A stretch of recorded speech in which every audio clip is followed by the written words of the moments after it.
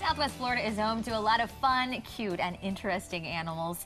A great place to learn about them is the Peace River Wildlife Center, and that's also where you're going to find Executive Director Robin Jenkins. So great to see you again, Robin. Good seeing you again, what did you bring for us today? Today I've got two little baby yellow bats. They are actually really, really cute. I never thought I would say that about little bats. Right? I know. So how old are they? These guys are about 6 to 8 weeks old now. Okay. And then how long have they been staying with you at Peace River? They've been with us for about 5 weeks. Okay. And this is a situation where somebody found them and brought them in? Somebody found two different places. They were found on the ground, and they brought them to us. Mm-hmm.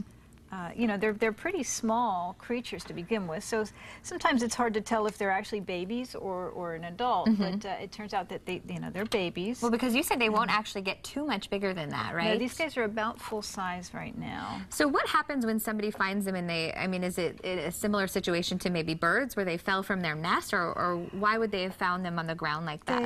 They could have fallen down. These guys roost in dead palm fronds. Okay. So sometimes they'll fall out of the tree, or when people come and trim their trees, it disrupts the nests.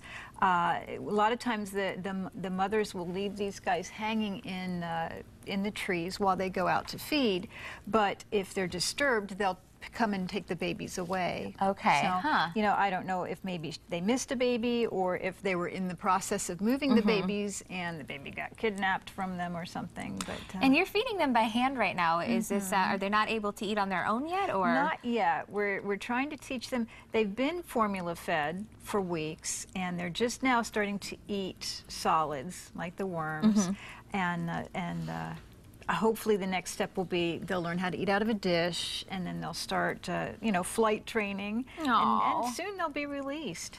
Now, do you have to worry about, you hear a lot of times if you pick up a wild animal, maybe the human scent can distract its mother from coming back. Is it the same situation with bats, or? Not at all, and most of that is really old wives' tales. The big thing with bats, though, is that you never want to touch one with your bare hands. Do as I say, not as I do. You're the expert here. You're helping them out, yes. But everybody that's at the center that works with these guys has been vaccinated for rabies. Okay, so that is something you have to look out for. They are a rabies vector species. Now, it's very rare that a bat actually has rabies and has had it long enough to be infective, but you always want to err on the side of caution. If somebody finds a wild animal or a situation like the bats, do you suggest them picking them up and bringing them in, or is it better to maybe leave them sometimes? The best thing is to call us and explain the situation.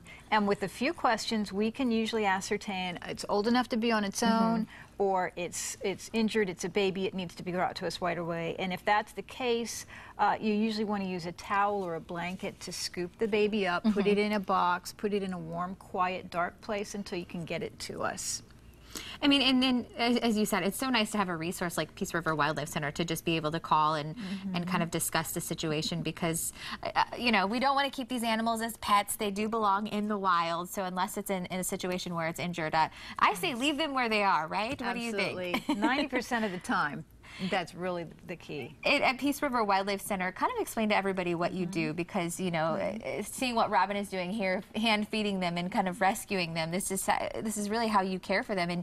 And what your goal, I think, is to help them get back to their natural environment if they can, yes. Right? The rehabilitation side of our facility, we want to get these guys healthy and strong and get them back out into the wild, being wild animals. We don't want to make them pets. We don't want to get them used to being handled and being around people. These guys are still babies, so they really don't have too much of an idea of what's going on around them. He's just chomping away. He's hungry this morning. We do have animals that aren't releasable, that, birds that have missing part of a wing or something, that are on educational display at the facility. We're open 7 days a week from 11 to 4. In Punta Gorda at the far west end of Marion Avenue.